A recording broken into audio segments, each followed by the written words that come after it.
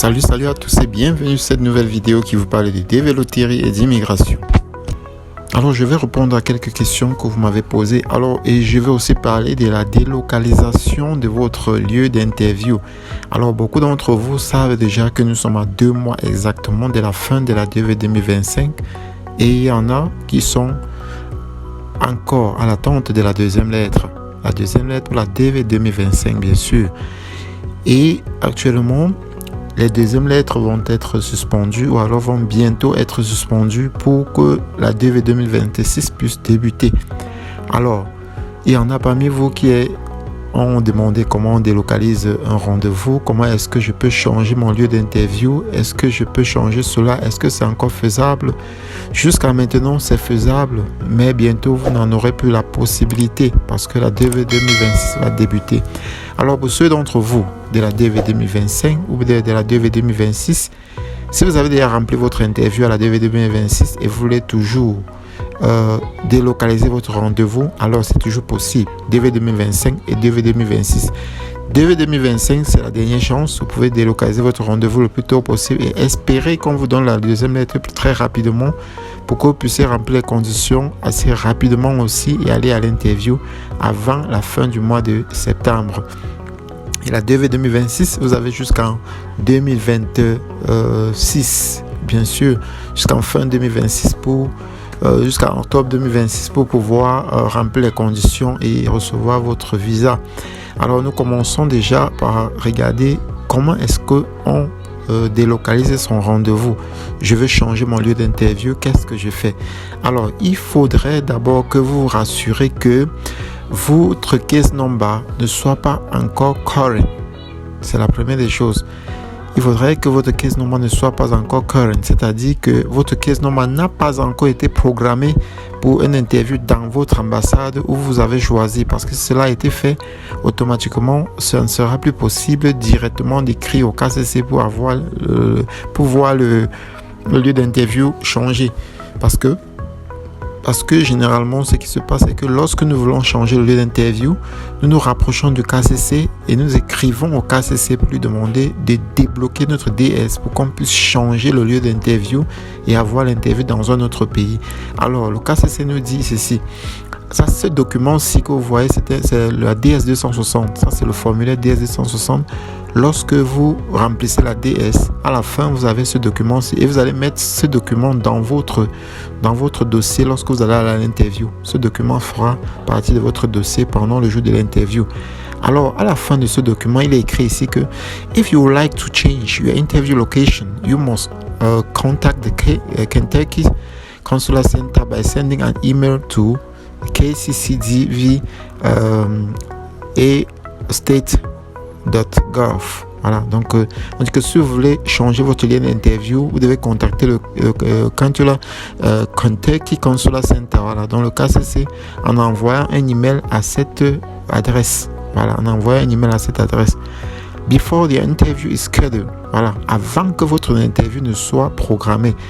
On dit maintenant, your email must include your name and case number and must clearly indicate where you would like to be interviewed. Alors, donc, on dit que votre email, quand vous envoyez cela au KCC, doit avoir quoi? Votre nom et prénom, votre case number, c'est-à-dire votre numéro de dossier, et l'endroit où vous voulez avoir votre interview. Vous avez écrit cela clairement. Cela doit être clairement rédigé. Donc, vous écrivez email. Dans l'email, voici par exemple un exemple là.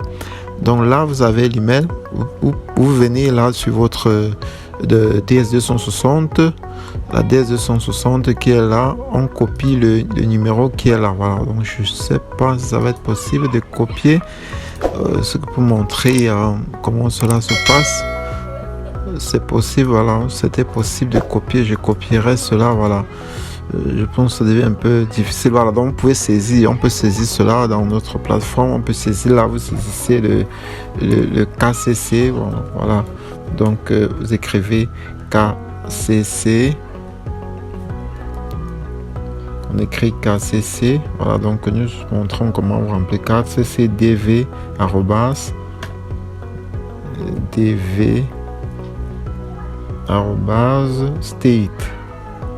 state.gov.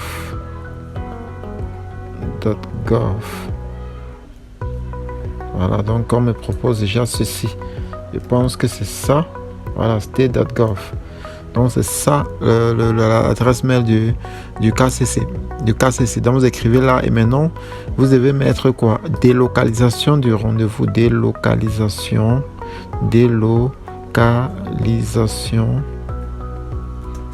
du lieu de rendez-vous. Voilà. Et maintenant là vous allez mettre quoi? Vous devez mettre votre nom. Vous devez mettre votre nom et prénom. Nom et prénom. Votre case number.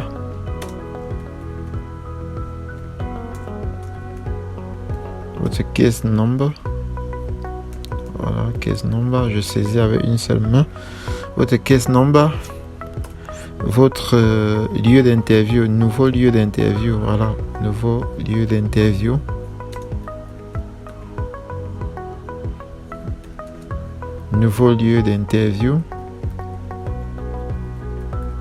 Voilà, donc c'est ça.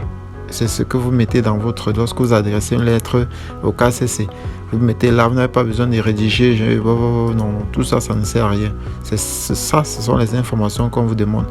Uniquement votre nom, votre prénom, votre lieu d'interview. Et on dit maintenant par la suite quoi? On dit, ils disent par la suite, please note that once you have an appointment, you must contact the consular section where you have been scheduled in order to request a change. It may not be possible to change the location of your interview after you have been scheduled. Alors on dit que you must contact the consular section where you have been scheduled in order to request a change. On dit que directement après avoir reçu un interview, un appointment, si vous avez déjà un interview ou une interview, vous devez contacter votre consulat, vous devez contacter votre ambassade pour les changements. Donc, si votre case number est déjà current, c'est-à-dire que si on vous a déjà programmé pour l'interview, c'est-à-dire que vous êtes passé de NVC à ready. À ready, ça veut dire que vous devez contacter le consulat pour pouvoir changer votre lieu d'interview. Donc, c'est l'ambassade qui change. Et maintenant, on dit cela que ça ne pourrait ne pas être possible de changer. Donc, si votre interview est déjà programmée, il peut arriver que ça ne soit plus possible de changer. Si votre case number est déjà ready ou alors in transit. Voilà, donc souvent ça ne peut pas être possible. Voilà. Donc c'est un peu ça, comment programmer, comment écrire au KCC. Donc vous écrivez au KCC, vous envoyez ce message au KCC et ils vont vous répondre. Automatiquement, ils vont vous répondre, ça c'est sûr.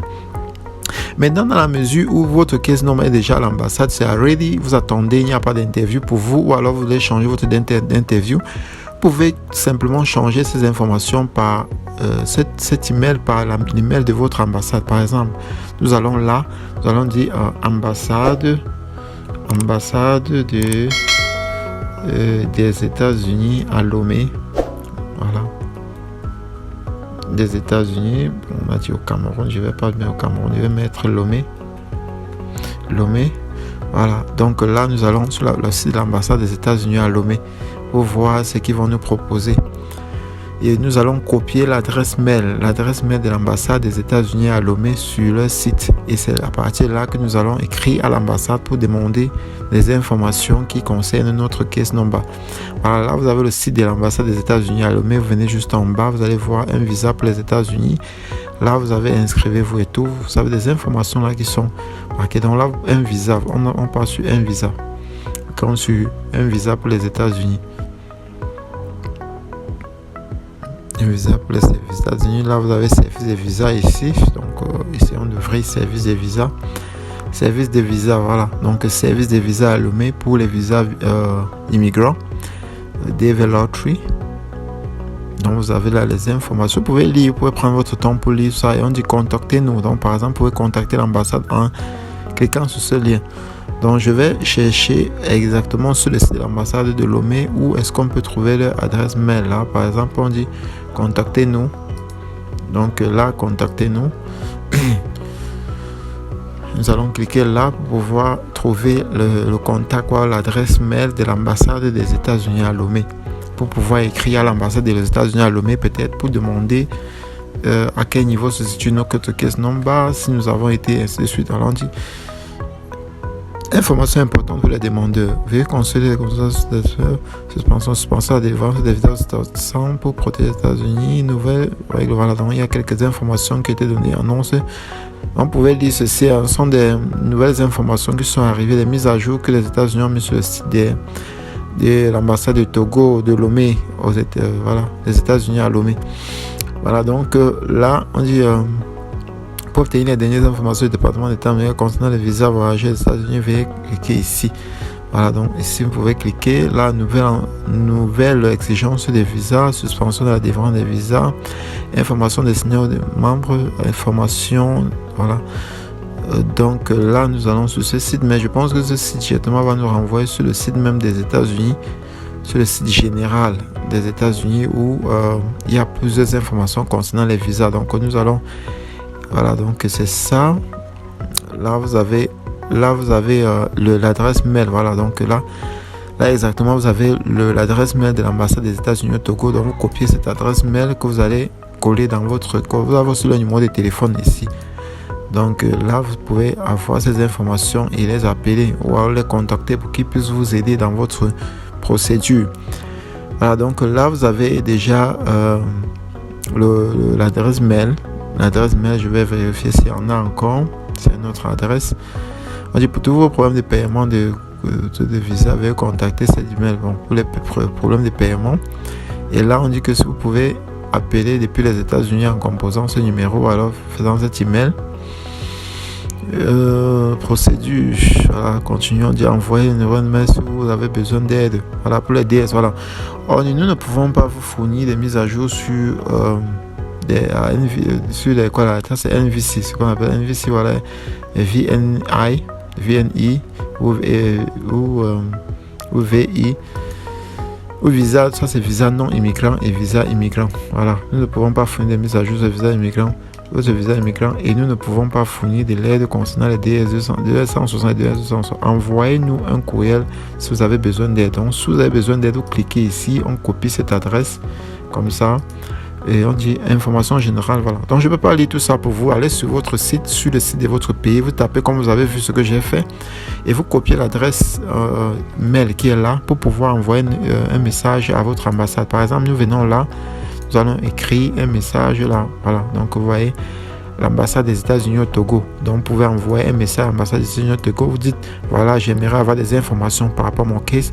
C'est la Côte d'Ivoire, vous faites la même chose. Vous allez sur le site de la Côte d'Ivoire, vous écrivez à l'ambassade des États-Unis à Abidjan. À Abidjan, nous allons essayer de rentrer pour vous montrer. Donc vous partez à l'ambassade des États-Unis à Abidjan. Voilà. Vous écrivez à Abidjan et vous allez voir, ça s'affiche et vous pouvez aller sur le site, chercher leur adresse mail et puis leur écrit. Donc c'est aussi simple que ça. Vous écrivez et ils vont vous répondre automatiquement. Vous voyez, le site est presque de la même manière, presque formulé de la même manière. Vous pouvez aller là, un visa et tout. Vous ouvrez pour avoir des informations par rapport à votre ambassade et vous envoyez un message à l'ambassade pour pouvoir délocaliser votre rendez-vous. Le KCC débloque votre case number, vous débloque votre DS. Quand le KCC vous donne accès à votre DS, vous entrez, vous modifiez votre DS et maintenant vous allez aller dans le pays où vous allez attendre la deuxième lettre. Dès que vous recevez la deuxième lettre, vous confirmez votre rendez-vous. Et dès que vous confirmez votre rendez-vous, vous cherchez un titre de séjour pour le pays où vous allez. Automatiquement, vous prenez le titre de séjour et vous allez le jour de l'interview, le jour J dans votre interview, dans votre nouvelle ambassade pour l'interview. Et vous devez aller avec votre visite médicale, votre casier judiciaire et tout. Mais vous n'aurez pas besoin du casier judiciaire du pays où vous êtes allé parce qu'on n'a pas fait 6 mois là-bas. Vous irez uniquement pour l'interview, donc vous n'aurez pas fait 6 mois. Vous allez uniquement avec le casier judiciaire de votre pays. de provenance. Voilà. Donc c'est ce que j'essayais de vous expliquer dans cette vidéo. Pour ceux d'entre vous qui ont des questions, qui aimeraient poser, vous pouvez toujours les poser. Je me ferai le plaisir de les répondre. Je ne sais pas si sur mon site, il y a des gens qui ont eu à poser des questions. Par rapport à la dernière vidéo que j'ai publiée, je me ferai le plaisir de répondre à ces questions. Mais je vais vérifier rapidement s'il y a eu des questions. Sinon, je vais fermer avec cette vidéo pour aujourd'hui. Voilà, donc je constate que là, il y a eu quelques personnes qui m'ont posé quelques questions. Je vais leur répondre avant de fermer la vidéo pour aujourd'hui, en espérant que vous avez pu avoir une idée sur comment délocaliser votre lieu d'interview. Voilà, cela est assez simple. Voilà. Donc, quelques questions. Bonjour monsieur, vous pouvez nous dire sur le cas du Niger. Voilà, Niger. Nous allons aller au Niger. Voilà. Le Niger, allons-y sur DVChat pour voir, avoir des mises à jour sur le Niger. Voilà, donc nous allons aller sur le Niger. La capitale du Niger, c'est quoi encore? Alger? Non. Est-ce que c'est Alger? Non. Niger, Niamey, vraiment, je suis désolé. Niamey au Niger, désolé. La capitale du Niger, voilà, nous sommes à Niamey. Ouh là là, il y a seulement 7 visas. 7 visas uniquement donnés au Niger jusqu'à maintenant. 7 visas uniquement. 7 visas donnés, 7 refus. Aussi au Niger, il y a 48 personnes qui sont à Raleigh qui attendent l'interview. Dans le Niger, ils sont à MNY.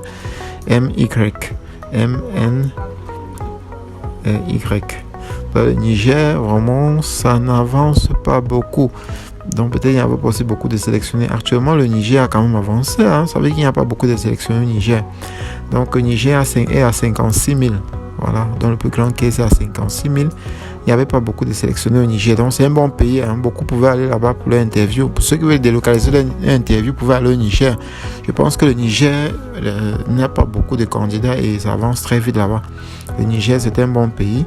Ils sont actuellement à... c'est vrai que c'est bloqué aussi depuis, parce que je vois à Raleigh, c'est depuis 32 000 qui sont à Raleigh. Et depuis le mois de mai, il y a Raleigh. En juillet, il y a eu des mises à jour qui sont à Raleigh. Et à 49 000, 56 000 sont à Raleigh. Donc il y a eu des mises à jour jusqu'au 21 juillet. Donc espérons que les choses vont avancer rapidement du côté du Niger. Donc les Nigériens, du courage à vous, en espérant que ça avance aussi bien là-bas. Voilà, Burundi. Les Burundais, est-ce possible de recevoir la deuxième lettre? Deuxième lettre au Burundi, je ne sais pas vraiment. Je ne sais pas à quel niveau le Burundi se trouve. J'espère bien que les choses vont aussi avancer rapidement au Burundi pour que vous puissiez avoir votre interview. Bujumbura, c'est la capitale du Niger. Oh, le Niger, c'est bizarre. Il n'y a pas eu d'interview au Niger. Je vois aucune interview au Niger. Pas de visa, rien du tout. On dirait que l'ambassade du Burundi, je ne sais pas si les États-Unis ont une ambassade au Burundi. Je vais vérifier ça. Est-ce que les États-Unis ont une ambassade au Burundi? Ambassade des États-Unis au Burundi. Ambassade des États-Unis au Burundi, à Bujumbura. Est-ce qu'il y a une ambassade? Oui, il y en a. Il y en a à Burundi, il y a une ambassade. Mais pourquoi est-ce qu'il n'y a pas d'évolution? Je ne vois pas.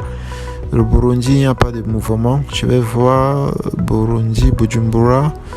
Bujumbura, c'est B-U-J. B-U-J. Bujumbura, il n'y a aucune lettre qui a été envoyée, rien, pas de mouvement à Bujumbura, je ne sais pas pourquoi. Je pense que ceux qui sont là-bas et qui ont été sélectionnés à DV Loterie, vous aurez dû délocaliser votre rendez-vous. Donc je dis tout à ceux qui sont sélectionnés au DV, vous pouvez tout me contacter pour que je puisse suivre votre dossier. Je prendrai mon temps pour vous suivre votre dossier jusqu'à ce que vous puissiez recevoir votre visa. Donc ne faites pas ces erreurs et laissez votre chance s'envoler jusqu'à la dernière minute. Contactez-moi le plus tôt possible pour pouvoir vous aider dans votre procédure. Si vous voulez bien. Voilà. Donc bonjour, avec la raison partielle du Togo, est-ce toujours possible les Togolais peuvent délocaliser leur interview ou ça ne marche pas car tous ceux qui vont à l'interview ne reçoivent pas leur visa. On leur dit que c'est pas possible d'imprimer cela à cause du travel ban. Voilà. Il faut prier, comme quelqu'un a dit dans les commentaires, il faut prier que le travel ban soit levé parce qu'on ne les refuse pas le visa. On dit tout simplement que on veut vous donner le visa, mais actuellement vous avez été banni d'entrer aux États-Unis, donc votre visa est là. Le moment où on va lever le ban, si c'est avant l'année fiscale, on vous donne le visa, vous partez. Donc prions juste que cela soit levé. Et pour ceux qui veulent délocaliser, oui, c'est possible. Si vous choisissez un pays où les choses avancent, par exemple l'ambassade du Cameroun, les choses avancent très très bien là-bas. Donc choisissez un pays où les choses avancent, vous partez. Mais actuellement, il se fait un peu tard. Il se fait un peu tard pour délocaliser les interviews. Donc du courage à vous. Voilà, thank you too for thank you. Voilà. Voilà, merci d'avoir regardé cette vidéo. Abonnez-vous surtout pour ne pas rater la prochaine vidéo. Bye bye.